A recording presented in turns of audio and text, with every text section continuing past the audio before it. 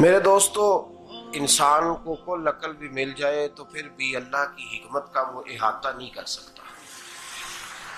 رب کریم کو زیادہ پتہ ہے کہ ہمارے لیے کون سی چیز بہتر ہے اور کون سی چیز ہمارے لیے نقصان کا باعث ہے۔ اللہ تبارک و تعالی کی حکمت یہ چاہتی ہے کہ میرے بندے پریشان نہ ہوں۔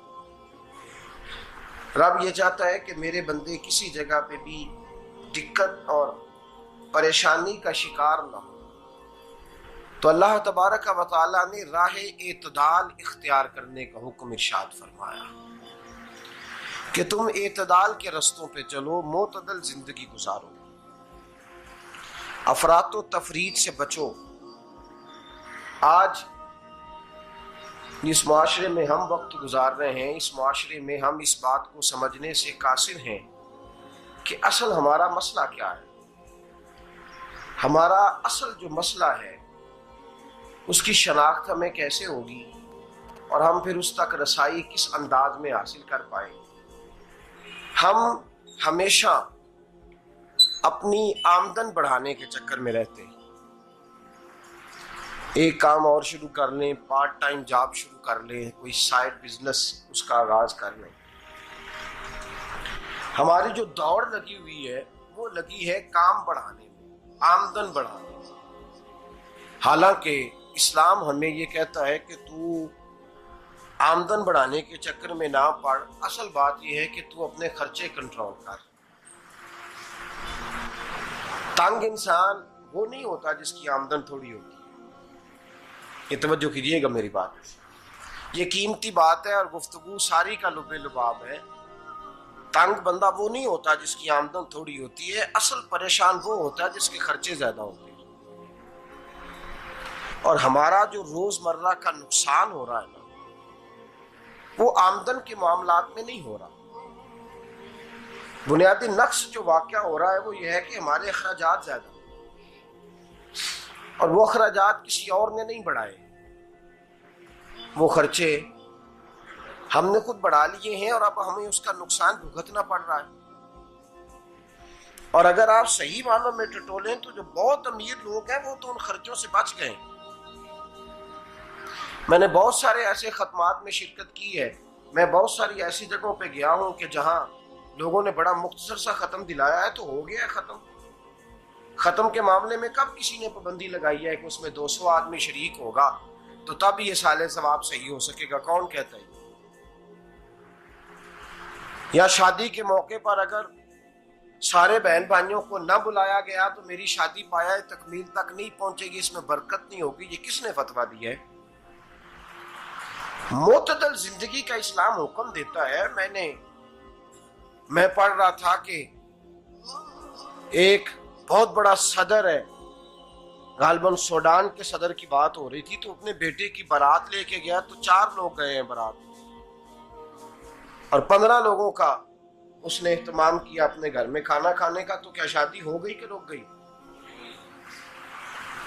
تو بھائی راگ الاپنا اس بات کا کہ بڑی پریشانی ہے، کوئی سائیڈ بزنس شروع کیا جائے فلان جگہ فلان جگہ فلان جگہ، تو اصل معاملہ یہ ہے کہ پہلے ایک بندہ کماتا ہے تو پھر بھی گھر ہی چلتا ہے، پھر بڑا بیٹا ساتھ شامل ہوتا ہے تو پھر بھی گھر ہی چلتا ہے، پھر منجلا بیٹا شامل ہوتا ہے تو پھر بھی گھر ہی چلتا ہے۔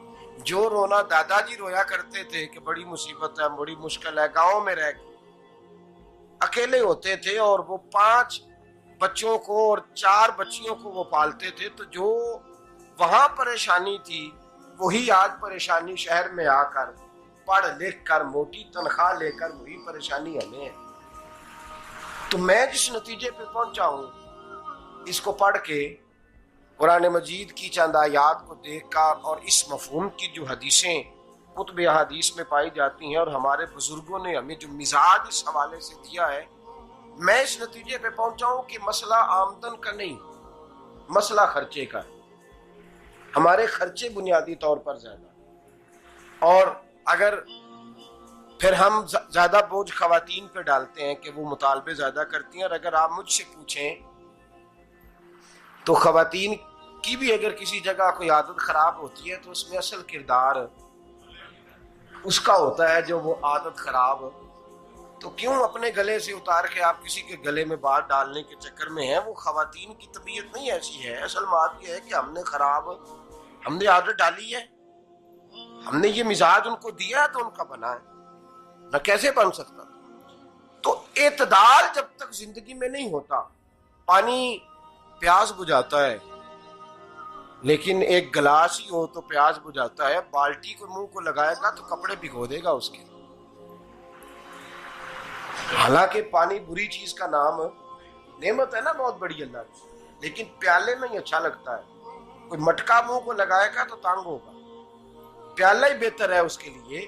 تو میرے دوست، مٹکے سے بھی بعض اوقات کام چل جاتا ہے، لیکن اگر کوئی کہے نہیں مجھے دریا ہی چاہیے تو اس کا تو گھر بہ جائے گا، سارا گھر بہ جائے گا اس کا. ہمیں دریا قابو کرنے کا موڈ بنایا ہوا ہے تو اس سے گھر بہا کرتے ہیں، اس سے گھر بنا نہیں کرتے. گھر پیالے سے پانی پینے سے بنتا ہے.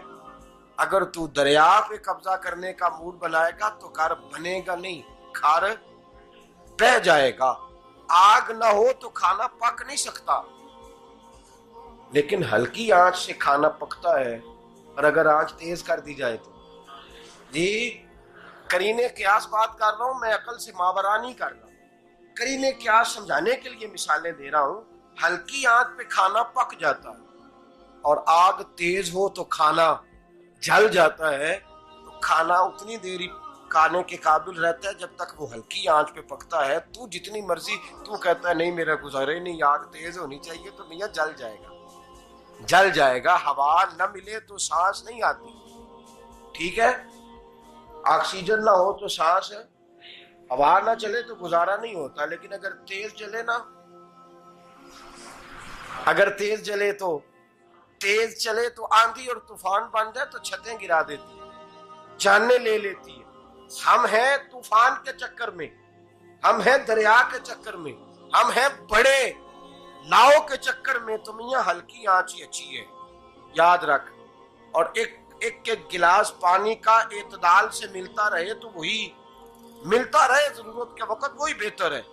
تو پورے دریا پہ قبضہ کرنے کا پروگرام نہ بنا، تانگ ہو جائے گا. اور میرے عزیز یاد رکھ، ہوا سانس لینے کے مطابق ملے تو وہی اچھی ہے، جو سانس بند کرنے پہ آ جائے وہ ہوا اچھی.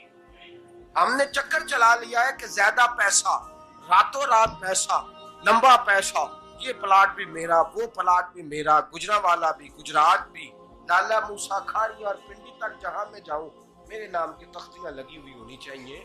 اسلام منع